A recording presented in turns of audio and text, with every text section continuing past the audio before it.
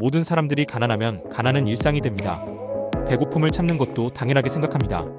하지만 지금은 가난 그 자체만으로도 고통인데 또 다른 문제가 있습니다. 바로 남과 비교하는 마음입니다. 나만 가난한 것 같은 생각이 사람을 비관적으로 만들어 열등감, 자괴감에 빠지게 되고 절망하게 됩니다. 이것이 가난을 벗어나는데 가장 큰 장애물입니다. 두려움은 직면하면 그뿐, 바람은 계산하는 것이 아니라 극복하는 것. 영화 최종병기 활의 명대사입니다. 가난을 벗어나는 법과 부를 이루는 법은 시작이 다릅니다.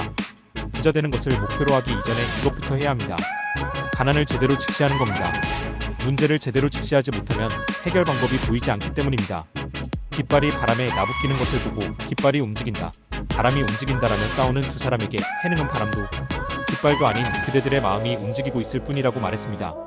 먼저 빈곤의 의식을 다스려야 합니다. 세상을 탓할 것이 아니라 흔들리는 내 마음을 살펴봐야 합니다. 세상의 온갖 유혹에 욕망이 꿈틀거려도 감정에 치우치지 않고 흔들리지 않는 굳건한 마음을 갖추어야 합니다. 땅에서 넘어진 자, 땅을 딛고 일어나라라는 말이 있습니다. 땅은 넘어지라고 있는 게 아니라 다시 딛고 일어나라고 있는 것입니다. 가난은 걸림돌이 아닙니다. 넘어진 그 자리가 사실은 일어날 수 있는 그 자리입니다. 가난을 싫어하는 마음부터 내려놓아야 합니다. 싫어하면 싫어할수록 마음이 고달파지고 삶 또한 고달파집니다. 고요한 마음으로 가난을 직시할 때 가난의 실체와 이유가 보이게 됩니다. 이것이 가난에서 벗어나는 출발점이 됩니다. 가난은 생존의 문제입니다.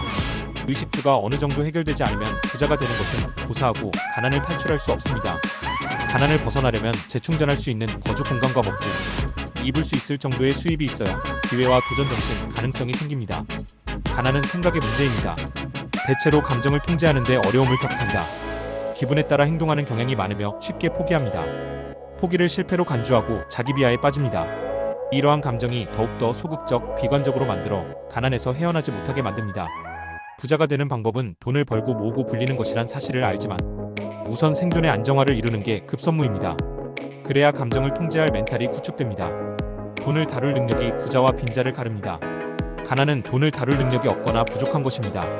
수입을 만드는 방법을 모르며 수입이 생기면 어떻게 관리하는지 모릅니다. 모은 돈이 없으니 투자할 생각은 할 수가 없습니다. 수입이 생기면 욕구 충족을 위해 사용합니다. 욕구란 끝이 없기 때문에 채울 수가 없습니다. 가난을 벗어나려면 저축은 필수입니다. 돈을 다루는 능력, 감정 통제 능력은 저축에서 생깁니다. 쓰는 돈이 버는 돈보다 무조건 적어야 합니다. 버는 돈이 얼마이든 최소 10%는 저축하고 남는 돈으로 생활해야 합니다. 저축을 한다고 부자가 되는 것은 아니지만 스스로가 자신의 욕망과 감정을 얼마나 잘 통제하고 있는지 부자가 될 수 있는지를 판단할 수 있는 기준이 됩니다. 저축의 가장 큰 걸림돌은 소비입니다. 소비는 욕망입니다. 비교의식을 버려야 합니다. 홈쇼핑이나 광고에 눈과 귀를 닫아야 합니다. 출발점은 자신의 힘으로 종잣돈 1000만 원을 마련하는 것입니다. 이 작업이 부자에 도전할 수 있는 환경과 안전장치, 멘탈을 만드는 일입니다. 1000만 원을 모아본 사람이 1억도 10억도 만듭니다. 부자가 되는 것이나 가난 탈출은 절대 한 방에 이루어지지 않습니다. 오직 맛 하나로 맞붙는 서바이벌 게임, 흑백 요리사처럼 가난 탈출을 위해선 종잣돈 1000만 원 마련에 승부를 걸어야 합니다. 지금까지 부자들의 돈 인문학이었습니다. 감사합니다.